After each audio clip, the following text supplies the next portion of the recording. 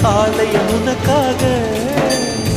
வானில் ஒரு புயல் மழை வந்தால் அழகே என்னை எங்கனம் காப்பான். கண்ணே உன்னை என் கண்ணில் வைத்து இமைகள் எனும் கதவுகள் அடைப்பே.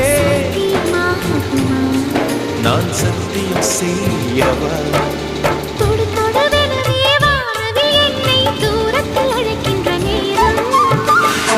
Uba, uba, uba, uba, uba, uba, uba, uba, uba.